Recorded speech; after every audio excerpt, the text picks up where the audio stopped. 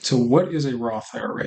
And a Roth IRA is an individual retirement account. IRA is an acronym, and that offers tax-free investment growth. So the designation Roth is meant to refer to the type of tax treatment that the account provides, and an IRA is the account type. Okay, so how does a Roth IRA work, and what does tax-free treatment mean? So any monies that go into a Roth IRA have to be contributed on what is known as an after-tax basis. After-tax just simply means that the taxes have already come out of the money before the contribution is made. So you can see kind of by the pictorial we have above, the normal flow of things, right, is that you would earn the money and then taxes would be paid out, right? This happens before your paycheck ever comes. The government takes a percentage of your paycheck and uses it for government revenue, right? You pay federal income tax, state income tax, Social Security, Medicare, things like that. That stuff comes out right after you earn that money. And then whatever's left over goes to your paycheck. And then from your paycheck, right, you have to pay your monthly bills and expenses. And then whatever's left over after that is what's known as free cash flow. And you can choose to contribute to your Roth IRA account from your free cash flow, which is your after tax income after all of your expenses have been paid. So I do want to show you an example of the type of power that a Roth IRA can have over time if you decide to use one for a number of years. And so I wanted to paint this pretend scenario that is absolutely realistic, right? So this is about as realistic as it gets.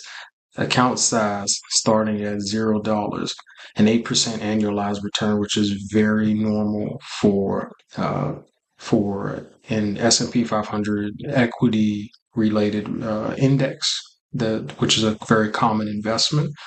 No return variance, which we'll talk about that in a little while.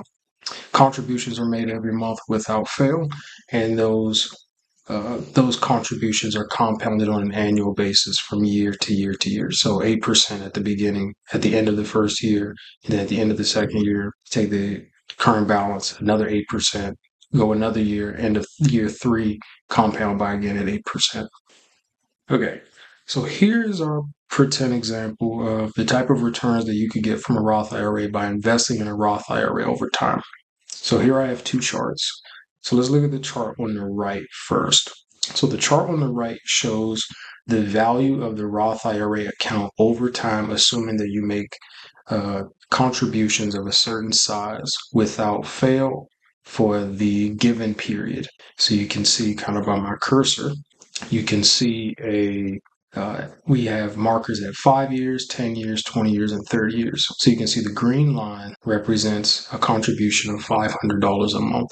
The blue line represents contributions of $200 a month, and then the purple line represents contributions of $100 a month. So you can see that after about 30 years, at only contributing about $100 a month, your ending account balance is somewhere around $125,000. You can see that for the most extreme case that we have listed here, the green line, if you contribute $500 a month for 30 years, then your total account balance will be almost $700,000. So let's look at the picture on the left. So the picture on the left is what I call pure gains. So it takes the value of the account, which is seen on the right side and is denoted by the circular shapes. It's the value of the circular shapes for that particular color minus your contributions up until that point. So these lines from the graph represent on the left in purple, blue, and green represent your total gains.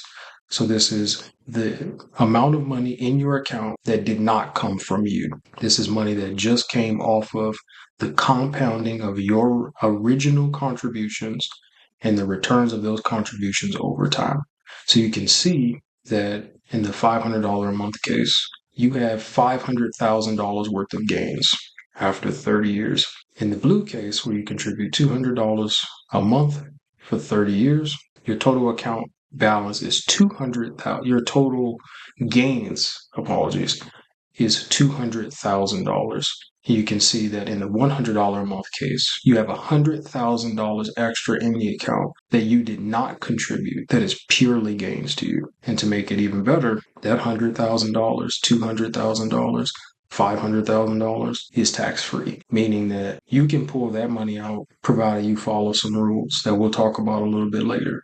But in theory, all of that money that's in that account belongs to you. And so if you meet the requirements, you don't have to pay taxes on that 100,000, 200,000, 500,000. All that money belongs to you. So that's a great tax advantage for individual people who are looking to build wealth over the long term. So in the next slide, I want to talk about Roth IRA contributions. So if you were interested in getting a Roth IRA and you were interested in how you would contribute to one, we'll talk about that on the next slide.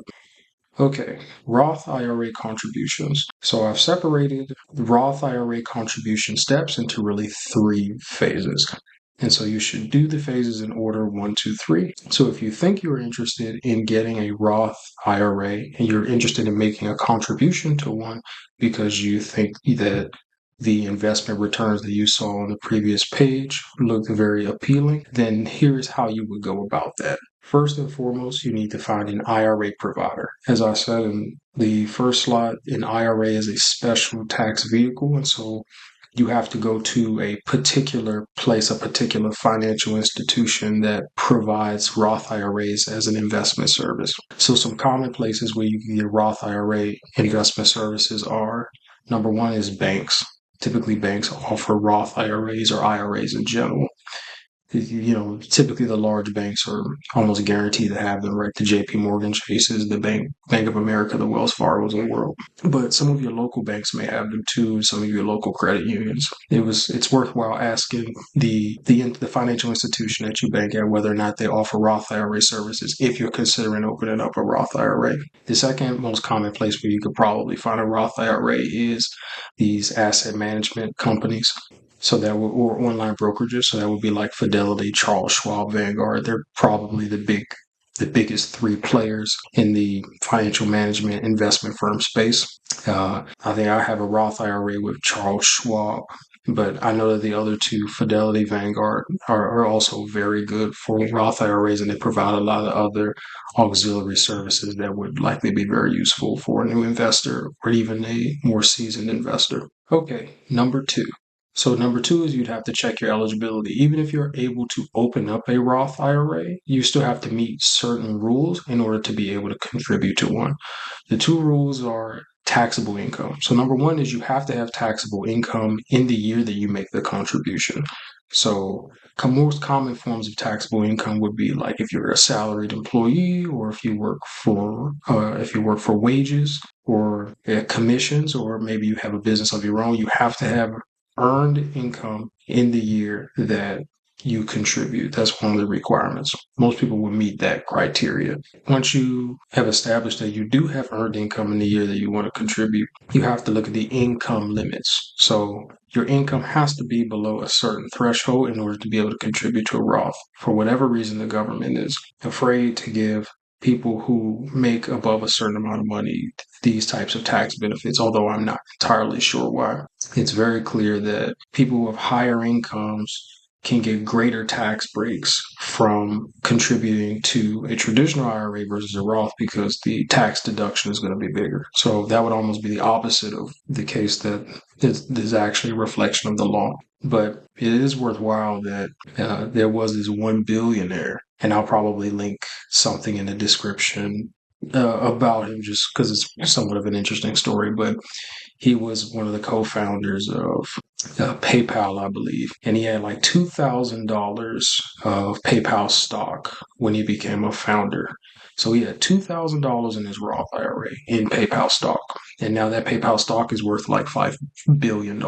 And so there was a lot of uproar in Congress over the last couple of years saying that that was a form of abuse for the account because he was able to grow $2,000 into $5 billion and never pay taxes on that money. But he followed all the Roth IRA rules. So it's a completely legal thing to do.